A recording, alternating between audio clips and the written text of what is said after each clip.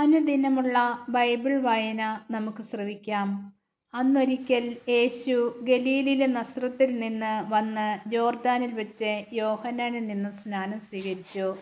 വെള്ളത്തിൽ നിന്നും കയറുമ്പോൾ പെട്ടെന്ന് ആകാശം പിളരുന്നതും ആത്മാവ് പ്രാവിൻ്റെ രൂപത്തിൽ തൻ്റെ മേൽ ഇറങ്ങി വരുന്നതും അവൻ കണ്ടു.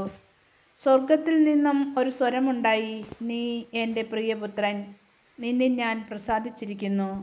ഉടനെ ആത്മാവ് അവനെ മരുഭൂമിയിലേക്ക് നയിച്ചു.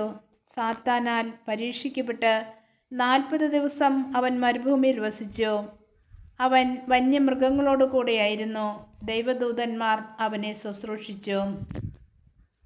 യോഹന്നാൻ ബന്ധനസ്ഥനായപ്പോൾ യേശു ദൈവത്തിൻ്റെ സുവിശേഷം പ്രസംഗിച്ചുകൊണ്ട് ഗലീലിലേക്ക് വന്നു. അവൻ പറഞ്ഞു, സമയം പൂർത്തിയായി, ദൈവരാജ്യം സമീപിച്ചിരിക്കുന്നു. അനുതപിച്ച് സുവിശേഷത്തിൽ വിശ്വസിക്കുവിൻ. ഈശോ മിശിഹായ്ക്ക് സ്തുതിയായിരിക്കട്ടെ.